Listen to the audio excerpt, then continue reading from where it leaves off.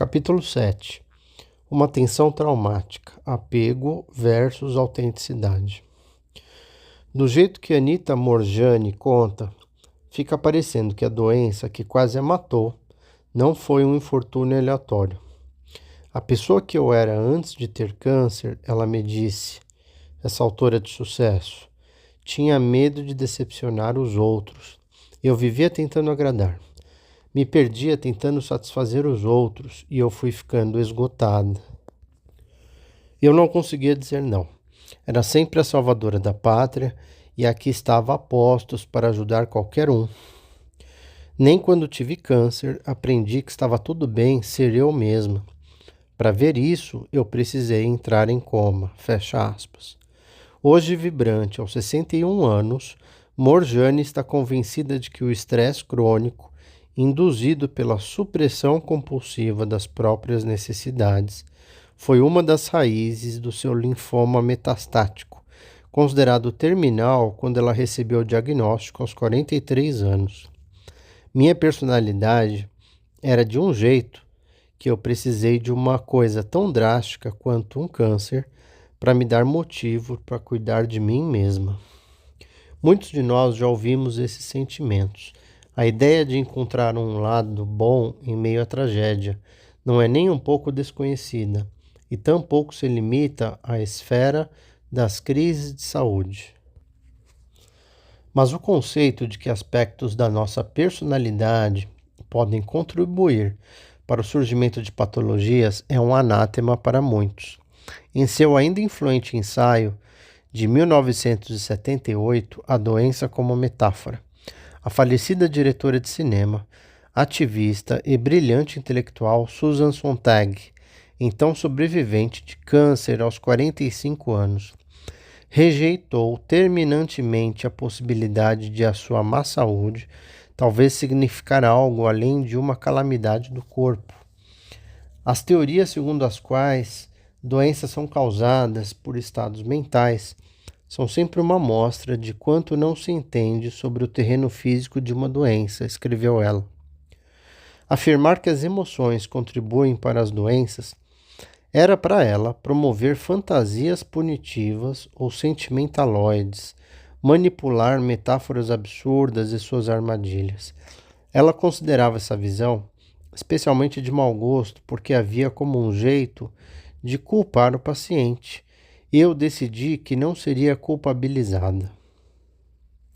A dura rejeição feita por Sontag da conexão entre mente e corpo reverberou não só nas rodas intelectuais, mas também em alguns dos mais venerados centros de pensamento médico. Poucos anos depois, a futura primeira editora mulher do New England Journal of Medicine, Marcia Engel, citou-a em tom de aprovação, descartando como folclore a ideia de que o estado mental seja um fator na causa e na cura de doenças específicas. Um mito cujas provas são, no melhor dos casos, empíricas. Como Sontag, Engel via nessa linha de raciocínio uma tendência insidiosa a culpar o paciente. Numa fase em que já estão suportando o peso da doença, os pacientes não deveriam ser ainda mais sobrecarregados por ter que aceitar a responsabilidade por esse desfecho. Fecha aspas. Concordo inteiramente que ninguém, em momento algum, deveria ser levado a sentir culpa pelo que quer que aconteça com seu corpo, quer essa culpa venha da própria pessoa, quer seja imposta por terceiros. Como já afirmei, a culpa é inadequada, injusta e cruel, e também anticientífica. Mas precisamos tomar cuidado para não cair numa falácia. Afirmar que aspectos da personalidade contribuem para o surgimento de doenças e, de modo mais geral, perceber as conexões entre traços, emoções, históricos de desenvolvimento e doenças não significa culpar. Significa entender o contexto geral com o objetivo de prevenir e curar, e, em última instância, de alcançar autoaceitação e autoperdão. Meu propósito ao reformular o ponto de vista de Sontag, portanto, é proporcionar uma visão mais útil. Eu me solidarizo com sua apreensão em relação a ser culpada por ter ficado doente.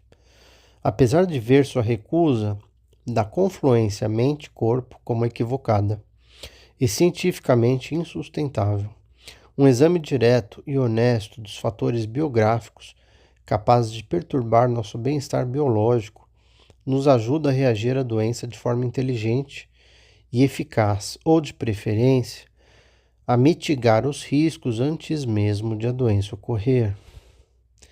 Isso vale tanto para os indivíduos quanto para a sociedade. Não há nada de radical na ideia de que determinados traços de personalidade podem acarretar riscos para doenças. Na verdade, isso é a reafirmação, em termos científicos modernos, de uma percepção bem mais antiga. Os caminhos fisiológicos que ligam um temperamento irascível aos males do coração, por exemplo, já são bem compreendidos há muito tempo. Entre eles estão, por exemplo, uma pressão arterial e um ritmo cardíaco aumentados, uma formação maior de coágulos e vasos sanguíneos comprimidos. Já na antiguidade, Hipócrates falava sobre o temperamento colérico, que atribuía a um excesso de cólera, bile amarela.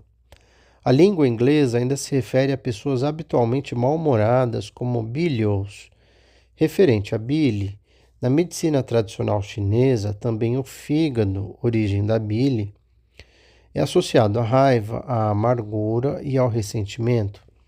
Em 1896, o renomado clínico geral e professor de medicina Sir William Osler, muitas vezes chamado de o pai da medicina moderna, afirmou diante de alunos de pós-graduação no Hospital John Hopkins de Baltimore que, abre aspas, não é a pessoa delicada e neurótica que terá tendência à angina, um dos sintomas principais da doença coronariana, mas a pessoa robusta, vigorosa de mente e corpo, o homem intenso e ambicioso, cujo motor está sempre na velocidade máxima, fecha aspas.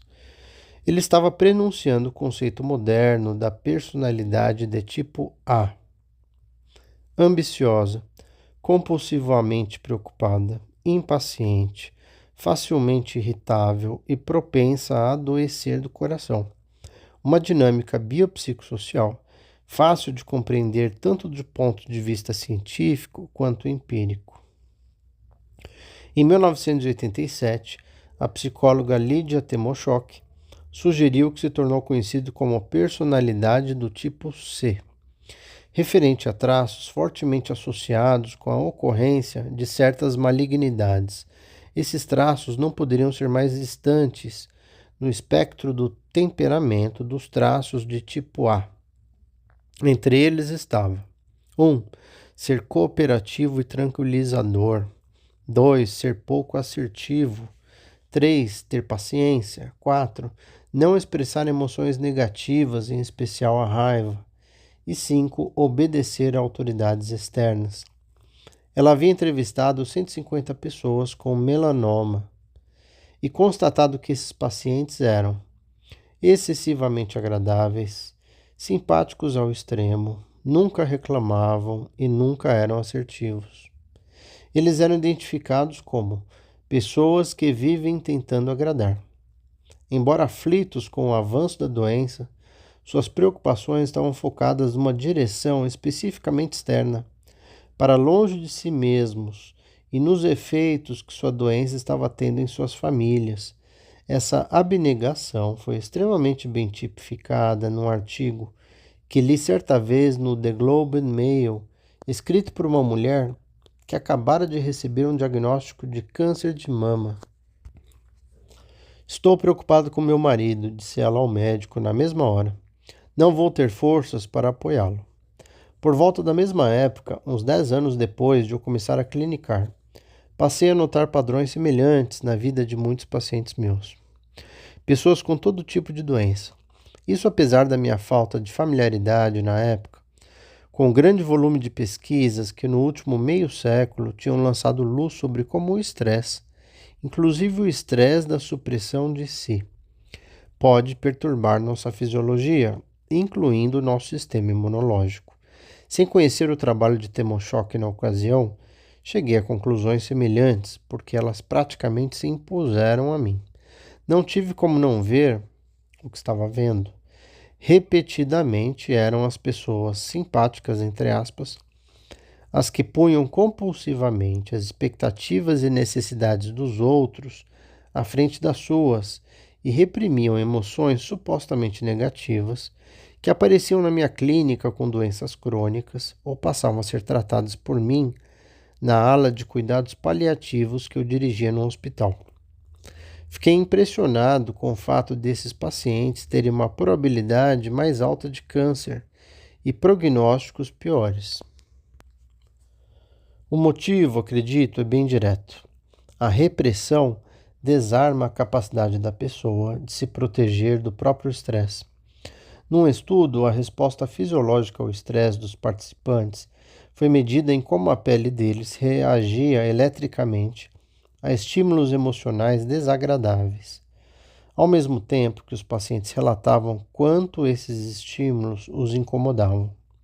Numa tela eram mostradas afirmações ofensivas como "você merece sofrer" ou "você é feio", "ninguém te ama, a culpa é toda sua". 3 grupos de participantes foram avaliados assim: 1. Pessoas com melanoma. 2. Pessoas com doenças cardíacas. E 3. Um grupo de controle saudável. No grupo do melanoma, houve uma diferença consistentemente grande entre o que as pessoas relatavam, ou seja, até que ponto elas se sentiam conscientemente chateadas com as mensagens desdenhosas e ofensivas, e o nível de estresse físico que as reações de sua pele revelavam. Em outras palavras, elas tinham reprimido as próprias emoções, até abaixo do nível consciente. Não há como isso não afetar o corpo. Afinal de contas, se você passa a vida estressado, sem saber que está estressado, há pouco que se possa fazer para se proteger das consequências psicológicas de longo prazo disso. Sendo assim, os cientistas concluíram que a repressão deveria ser vista como um construto mente-corpo e não somente como um construto mental. Alguns anos mais tarde, psicólogos da Universidade da Califórnia, em Berkeley, investigaram os efeitos fisiológicos não da repressão, processo em grande parte inconsciente, mas da supressão, definida como a inibição consciente do próprio comportamento emocional sob estímulo emocional. Se eu sei que estou com medo, mas decido esconder tal fato de um cão raivoso capaz de farejar o medo, estou suprimindo meus sentimentos. Reprimi-los, por sua vez, seria fingir compulsivamente concordar com opiniões que se considera repulsivas e só se dar conta depois. No estudo de Berkeley, mostrou-se aos participantes vídeos que geralmente provocavam nojo, como pacientes sendo tratados por queimaduras ou um braço sendo cirurgicamente amputado. Alguns participantes foram instruídos especificamente a não revelar suas emoções durante a exibição, supressão, enquanto o grupo de controle ficou livre para exprimir emoções por meio de expressões faciais ou corporais. Em várias avaliações fisiológicas, o grupo da supressão revelou uma ativação maior do sistema nervoso simpático, ou sistema de luta ou fuga. Em outras palavras, uma reação de estresse. Pode ser que haja determinadas situações em que uma pessoa, por motivos perfeitamente válidos, opte deliberadamente por não expressar o que sente. Se alguém faz isso de maneira habitual ou por compulsão, o impacto tem grande probabilidade de ser tóxico. Já fiz minha lista própria dos traços de personalidade mais frequentemente presentes em pessoas com doenças crônicas, conforme observado por mim e muitos outros. Eles podem lembrar algumas das histórias que eu contei até aqui. Quer uma pessoa apresente alguns ou todos esses traços, todos eles, cada um ao seu modo, tem a ver com autossupressão e ou autorrepressão. Constatei que eles não estão apenas presentes, mas são proeminentes nas pessoas com todo tipo de doença crônica, do câncer a doenças autoimunes e problemas dermatológicos persistentes, passando por toda uma gama de doenças, como enxaqueca, fibromialgia, endometriose, encefalomielite miálgica ou síndrome da fadiga crônica e muitas outras. Sem qualquer ordem específica, esses traços são: 1. Uma preocupação automática e compulsiva com as necessidades emocionais dos outros, ao mesmo tempo que ignora as próprias. 2. Uma rígida identificação com papéis, deveres e responsabilidades sociais, intimamente relacionada ao próximo traço. 3. Uma sensibilidade excessiva e concentrada em fatores externos e a realização de múltiplas tarefas concomitantes, com base na convicção de que é preciso justificar a própria existência, fazendo e dando. 4. Uma repressão da agressividade e da raiva, saudáveis e autoprotetoras. E 5. Ter e externar compulsivamente duas crenças: sou responsável pelo modo como os outros sentem e nunca devo decepcionar ninguém. Essas características nada têm a ver com desejo ou escolha conscientes. Ninguém acorda de manhã e resolve: hoje eu vou pôr os desejos do mundo inteiro em primeiro lugar, e não levar em consideração os meus, ou mal posso esperar para reprimir minha raiva e frustração, e em vez disso fingir que estou contente. Ninguém tampouco nasce com esses traços. Se você já tiver conhecido um bebê recém-nascido, sabe que eles têm zero compulsão quanto a demonstrar o que sente. Tampouco pensam duas vezes antes de chorar, com medo de incomodar alguém. O motivo por que esses hábitos de personalidade, como podemos chamá-los, se desenvolvem e se tornam proeminentes em algumas pessoas é ao mesmo tempo fascinante e preocupante. Na base, esses hábitos são padrões adaptativos, adaptações para preservar algo essencial e negociável. O motivo desses traços e sua notável prevalência na personalidade de pessoas com doenças crônicas serem com tanta frequência ignorados ou então nem sequer percebidos é o cerne da nossa temática. Eles estão entre os modos de ser mais normalizados da nossa cultura. Normalizados como? Principalmente sendo considerados forças dignas de admiração, socialmente aceitos e não riscos em potencial.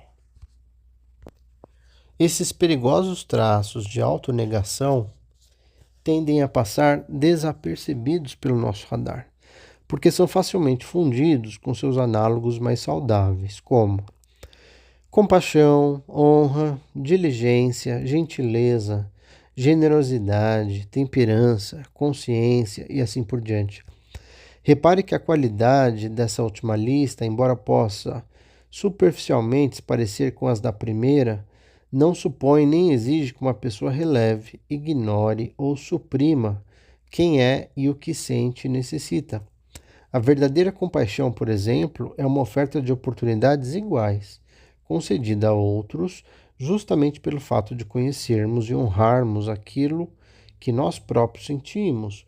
Podemos muito bem admirar alguém que põe as necessidades dos outros na frente das próprias numa crise, ou alguém que lidere uma luta pelos direitos de muitos, mas esses sacrifícios são feitos de maneira consciente e limitada no tempo, de acordo com a situação em pauta e com plena consciência dos riscos. Tenho um hábito um tanto fora do padrão na hora de ler jornal.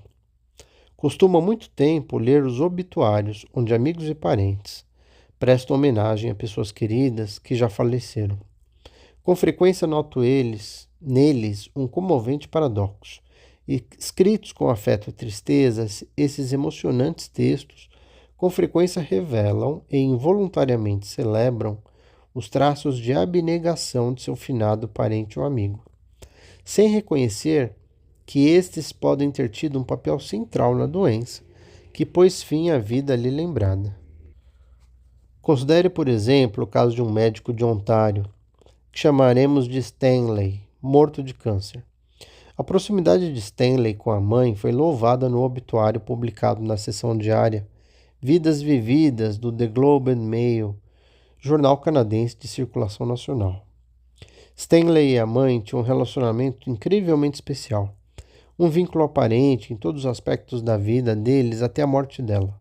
Casado e com filhos pequenos, Stanley fazia questão de ir jantar com os pais todos os dias, enquanto a esposa Lisa e os 4 filhos do casal esperavam por ele em casa. Quando chegava, era recebido por mais um jantar, que saboreava e apreciava. Sem nunca querer decepcionar nenhuma das 2 mulheres de sua vida, Stanley acabou jantando 2 vezes por dia durante anos, até que o ganho de peso gradual começou a levantar suspeitas. Fecha aspas. Outra coluna homenageia uma mulher que, apesar do câncer metastático, não abriu mão de nenhuma das suas atividades, entre elas vários treinos de hóquei, conselho escolar, uma orquestra e outras atividades extracurriculares. E chegou até mesmo a assumir novas, todas direcionadas a ajudar terceiros, à medida que a doença se espalhava em seu corpo. Sou totalmente a favor de uma participação entusiástica na própria comunidade. Mas existe algo chamado vontade de viver, e existe o fato de ser levado a derivar a própria sensação de valor de uma atividade constante, a ponto de não conseguir fazer uma pausa para cuidar de si quando acontece uma tragédia. Como último exemplo, temos um viúvo, lembrando da esposa, morta de câncer no seio aos 55 anos, nos seguintes termos: ao longo de toda a vida, ela nunca brigou com ninguém. Não tinha ego, simplesmente se fundia ao entorno de forma muito discreta. A frase "não tinha ego" deveria nos fazer parar e pensar. Apesar do objetivo de transmitir uma falta de arrogância ou soberba, admiráveis, para mim essas 3 palavras revelam uma história mais profunda. Um ego saudável é um elemento vital de um ser humano pujante. O ego não só no sentido de superioridade, mas no sentido de uma identidade estável e base do respeito próprio, da autorregulação, da capacidade de tomar boas decisões, de uma memória em bom estado e muito mais. Sem saber, o que o marido enlutado estava descrevendo era a mesma repressão da vida inteira dos próprios sentimentos, em especial a raiva saudável, que mina o sistema imunológico e representa um risco de outras doenças. De onde vem esse abandono de si? O tipo C, assinalou Lídia Temoshok, não é uma personalidade, mas sim um padrão de comportamento que pode ser modificado. Concordo plenamente com o ponto de vista dela. Justamente porque ninguém nasce com esses traços enraizados, nós podemos desaprendê-los. Existe um caminho para a cura. Não é uma estrada fácil, longe disso, e iremos analisá-la em detalhes mais adiante. Mas vejamos primeiro se conseguimos identificar as origens desses padrões.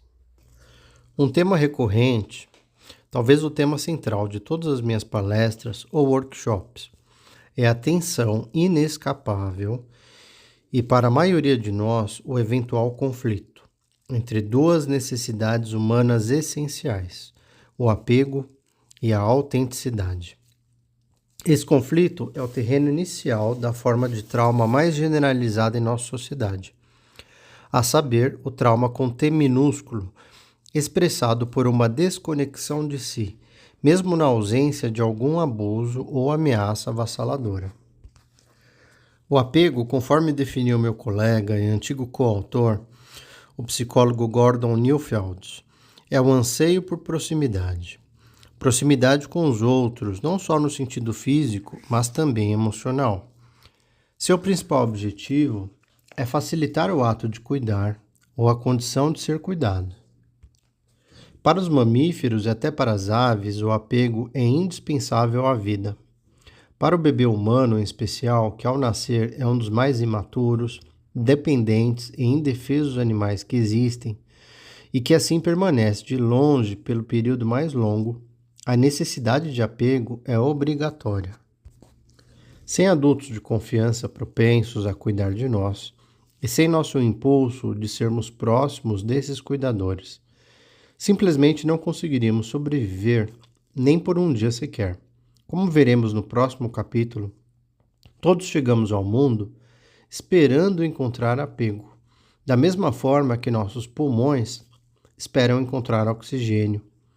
Arraigado em nosso cérebro, nosso impulso de conseguir apego é mediado por vastos e complexos circuitos neuronais que governam e promovem comportamentos destinados a nos manter próximos daqueles sem os quais não podemos viver.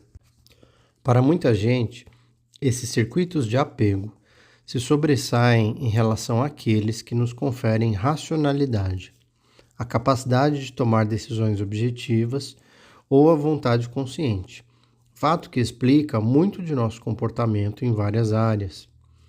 Na primeira infância, nossa dependência é algo obrigatório e de longa duração. Tudo, desde o choro até a fofura, dois sinais impossíveis de ignorar, transmitidos pelos bebês. É um comportamento intrínseco criado pela natureza para fazer com que nossos cuidadores continuem sendo gentis e atenciosos. Mas a necessidade de apego não termina quando largamos as fraldas. Ela segue nos motivando ao longo de toda a vida. Como vimos no capítulo 3, apegos insatisfatórios podem provocar o caos, até mesmo na fisiologia de um adulto.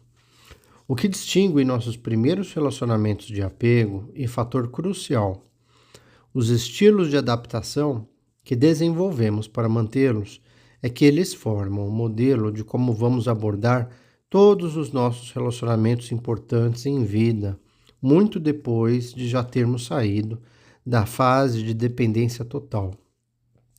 Nós os levamos para nossas interações com cônjuges, sócios, patrões, amigos, colegas.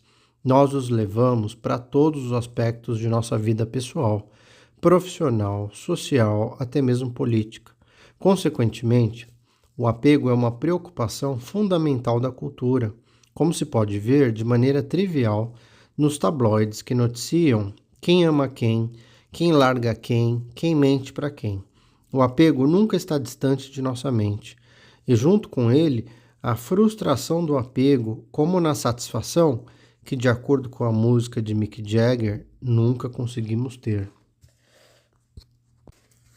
Nossa outra necessidade central é a autenticidade. Existem várias definições para ela, mas eis uma que, na minha opinião, melhor se aplica a esse debate.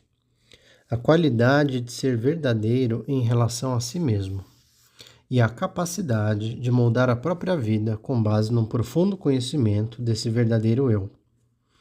O que pode não ficar aparente é que a autenticidade não é uma aspiração abstrata, um simples luxo para aquele pessoal esotérico que se interessa por autoconhecimento.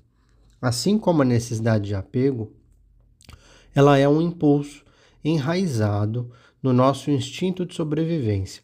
Em sua essência mais concreta e pragmática, autenticidade significa simplesmente o seguinte: reconhecer nossos instintos quando eles surgem e honrá-los. Imagine nossa antepassada africana na savana, ao pressentir a presença de um predador natural. Quanto tempo ela sobreviveria se os seus instintos naturais de alerta para o perigo estivessem suprimidos? A raiz da palavra autenticidade é o grego autos ou si, que tem uma relação próxima com autor e autoridade. Ser autêntico ou autêntica é honrar uma noção de si, advinda de uma essência própria única e genuína, conectar-se a esse GPS interno e usá-lo para orientar-se. Uma noção saudável de si não impede de cuidar dos outros, ou de se deixar afetar ou se influenciar por eles. Não é algo rígido, mas expansivo e inclusivo. O único ditame da autenticidade é sermos nós mesmos, e não expectativas impostas por terceiros, os verdadeiros autores e as verdadeiras autoridades de nossa própria vida. A semente do problema não é o fato de termos essas duas necessidades, mas sim o fato de a vida, com demasiada frequência, promover um impasse entre elas. O dilema é o seguinte: o que acontece se nossa necessidade de apego for posta em risco por nossa autenticidade, nossa conexão com aquilo que verdadeiramente sentimos? Em outras palavras, o que acontece quando as circunstâncias jogam uma contra a outra duas necessidades inegociáveis? Essas circunstâncias podem incluir dependência dos pais, uma doença mental, violência e pobreza na família, um conflito aberto ou uma profunda infelicidade, os estresses induzidos pela sociedade, tanto em crianças quanto em adultos. Mesmo sem eles, a tensão trágica entre apego e autenticidade pode surgir. Não sermos vistos, não sermos aceitos por quem somos já basta. As crianças muitas vezes recebem o recado de que determinadas partes suas são aceitáveis, enquanto outras não. Dicotomia que, se internalizada, conduz inevitavelmente a uma clivagem na própria noção de si. A afirmação "criança boazinha não grita", dita num tom irritado, traz em si uma ameaça involuntária, mas muito eficiente. Crianças com raiva não serão amadas. Ser bonzinho, ou seja, enterrar a própria raiva, e se esforçar para o pai ou a mãe aceitá-lo, se torna para a criança uma forma de sobrevivência. Ou então uma criança pode internalizar a ideia de que só sou digna de amor quando estou fazendo bem as coisas, o que a predispõe a uma vida de perfeccionismo e uma rígida identificação de papéis, sem contato com sua parte vulnerável, que precisa saber haver espaço para o fracasso ou até mesmo para ser apenas espetacularmente comum, e ainda assim receber o amor de que precisa. Embora as duas necessidades sejam essenciais, existe uma ordem. Durante a primeira fase da vida, primeira infância, o apego invariavelmente vem primeiro. Assim, quando os dois entram em conflito mais adiante na vida de uma criança, o desfecho está praticamente pré-determinado. Se a escolha for entre esconder meus sentimentos, até de mim mesmo, e conseguir os cuidados básicos de que preciso, e ser eu mesmo e passar necessidade, escolherei todas as vezes a primeira opção. Assim, nosso verdadeiro eu vai se adaptando aos poucos numa trágica transação, na qual garantimos nossa sobrevivência física ou emocional, abrindo mão de quem somos e de como nos sentimos. O fato de não escolhermos conscientemente esses mecanismos de adaptação os torna ainda mais tenazes. Não podemos simplesmente expulsá-los com a força da vontade, quando eles não mais nos servem, justamente por não termos lembrança de eles um dia não terem estado ali, sem noção de nós mesmos sem eles. Como um papel de parede, eles se misturam ao cenário de fundo. São então nosso novo normal, literalmente nossa segunda natureza, por oposição à nossa natureza original ou autêntica. Conforme esses padrões vão ficando programados em nosso sistema nervoso, a necessidade percebida de ser o que o mundo exige se embaralha com a nossa noção de quem somos e de como buscar o amor. A inautenticidade, portanto, é confundida com sobrevivência, porque as duas eram sinônimos nos nossos anos de formação, ou pelo menos assim parecia para nosso eu mais jovem. Aqui podemos ver a perigosa desvantagem de nossa assombrosa e tão alardeada capacidade adaptativa a circunstâncias diversas e desafiadoras. Afinal, a maioria das adaptações se destina a situações específicas e não é uma reação eternamente aplicável em todos os casos possíveis. Eis uma analogia tirada das manchetes de jornal. Durante a escrita desse livro, o Texas está enfrentando uma onda de frio. As pessoas então se adaptam, vestindo mais roupas, aquecendo suas casas quando há energia elétrica disponível e se enrolando em cobertores quentes. Todas são estratégias necessárias para sobreviver no inverno inclemente. Essas mesmas adaptações, que deveriam ser temporárias, poriam em risco a saúde e a vida, caso não fossem descartadas quando chegasse o calor abrasador do verão. Pois bem, as adaptações internas que fazemos em nossa própria personalidade para poder sobreviver às adversidades no início da vida, apresentam o mesmo risco, quando as condições mudam, mas temos bem menos consciência do perigo. Por mais que o tempo mude, o equipamento de proteção, agora soldado à personalidade, nunca é retirado. É revelador perceber que muitos dos traços de personalidade que passamos a acreditar ser nós mesmos e dos quais talvez até sintamos orgulho, na verdade exibem as cicatrizes de onde, num passado remoto, perdemos a conexão com nós mesmos. As origens dessas cicatrizes são mais evidentes no seu formato, por assim dizer. Em muitos casos, a origem de traços específicos pode ser rastreada até tipos específicos de ferida. Por exemplo, se não recebemos a atenção plena e incondicional de que todos precisamos, uma das formas de nos proteger dessa privação é começarmos a nos preocupar com a beleza física ou outros atributos ou capacidades passíveis de chamar a atenção. Uma criança que não tem uma experiência de si como um ser digno de amor, de modo consistente e incondicional, pode, quando adulta, tornar-se assustadoramente amável ou charmosa, como no caso de vários políticos ou personalidades da mídia. Alguém que não for valorizado ou reconhecido por quem é no início da vida pode desenvolver um apetite desmedido por status ou riqueza. Se não conseguimos nos sentir importantes apenas por quem somos, podemos buscar significado, nos tornando ajudantes compulsivos, síndrome essa que conheço bem. E a última parte desse truque de desaparecimento é a seguinte: como já mencionei, na nossa cultura, muitas dessas compensações para aquilo que perdemos são consideradas não apenas normais, daí o mito do normal, mas até mesmo admiráveis, valorizadas como força. Elas muitas vezes envelopam e isolam o eu autêntico assumindo seu lugar. Esses traços e os comportamentos deles resultantes são extremamente viciantes, na expressão de Gordon Neufeld. De modo um tanto engraçado, essa força de atração fenomenal existe exatamente porque esses comportamentos não funcionam. Ou, para ser mais exato, funcionam de modo apenas temporário. Gosto do comentário astuto do médico pesquisador de trauma Vincent Felitti sobre a dependência. É difícil se fartar de algo que quase funciona. De modo bem parecido com a onda que um dependente sente imediatamente após se drogar, o alívio que compramos com nossas pseudo-forças compensatórias não dura.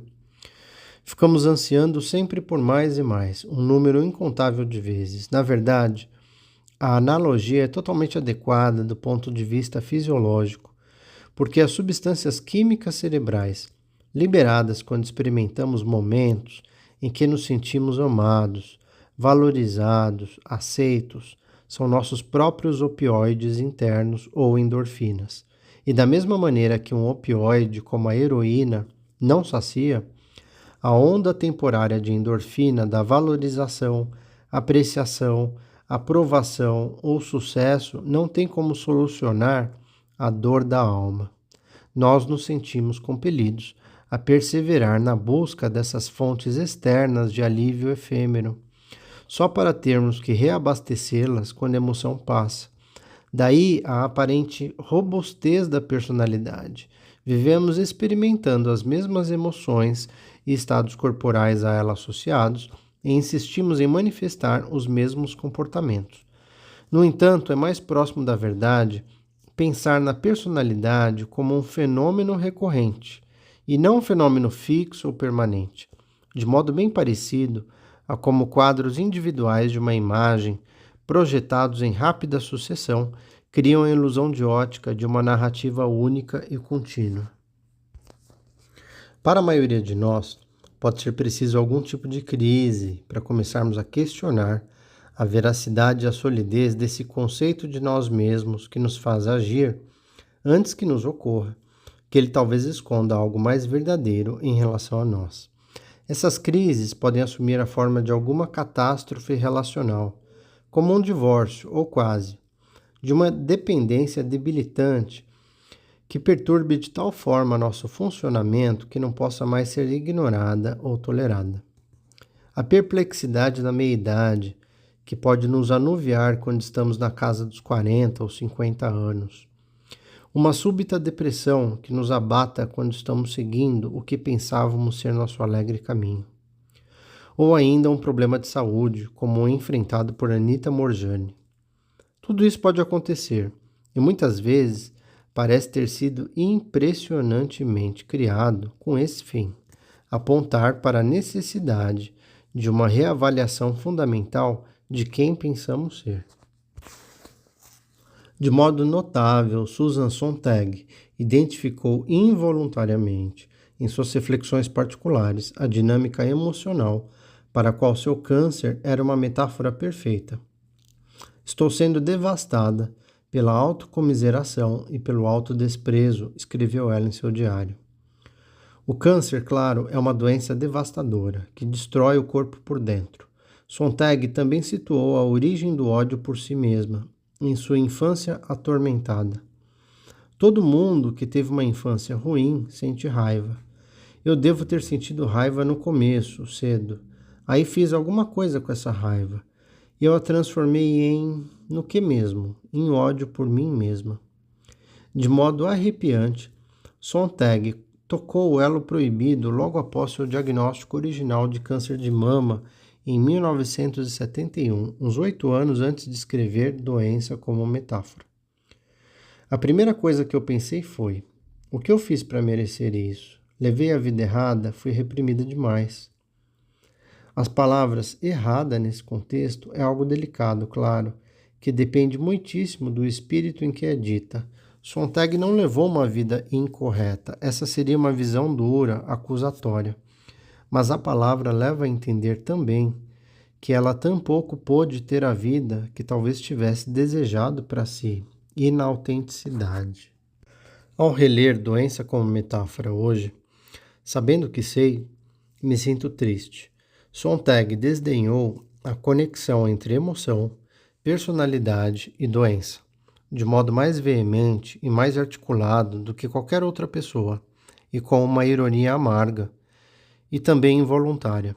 A vida e a morte dessa pensadora potente, matizadas de tragédia, tem muito a nos revelar.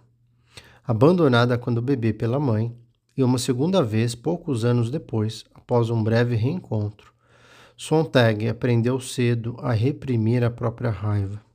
Sempre inventei desculpas para ela. Nunca autorizei minha raiva, minha indignação. Adulta, ela afirmou fervilhar de ressentimento, só que não me atrevo a mostrar. Profundamente negligenciada, ignorada, não percebida quando criança, ela compensou desenvolvendo traços de caráter que promoveram seu sucesso no mundo. Uma das coisas mais saudáveis a meu respeito, minha capacidade de aguentar, de sobreviver, de me reerguer, fazer, prosperar, está intimamente ligada à minha maior fragilidade neurótica, minha facilidade de me desconectar dos meus sentimentos. Quando eu era pequena, sentia-me abandonada e mal amada. Minha reação a isso foi querer ser muito boa. A culpa é um horror, disse Sontag numa declaração tocante. E de fato é mesmo. Só que a culpa não existe quando não existe escolha. Não há nenhuma condição concebível na qual um ser humano tenha menos poder de ação ou menos alternativas do que na primeira infância. O imperativo de sobrevivência supera todo o resto, e essa sobrevivência depende da manutenção do apego, seja qual for o custo em matéria de autenticidade. É por isso que tantas infâncias, em especial numa cultura que ao mesmo tempo gera e se alimenta de estresse, são marcadas por um tenso impasse entre os dois, cujo desfecho é previsível e cujas consequências duram uma vida inteira. Há outra coisa também que passei a saber, e que torço para ser um consolo tão grande para você quanto para mim. Deixar a culpa e a responsabilização para trás na estrada, rumo à cura, trocar a autoacusação pela curiosidade, a vergonha pela capacidade de reação, Tudo isso não é apenas necessário, mas também sempre possível. O que mudou para mim foi perceber que eu tinha escolha, diz Anita Moorjani. Quando você está condicionado a alguma coisa, não tem consciência de estar agindo assim, nem a consciência de estar se autossuprimindo, porque você está operando no modo de sobrevivência. O advento da inautenticidade pode não ser uma escolha, mas com consciência e autocompaixão, a autenticidade pode ser uma escolha.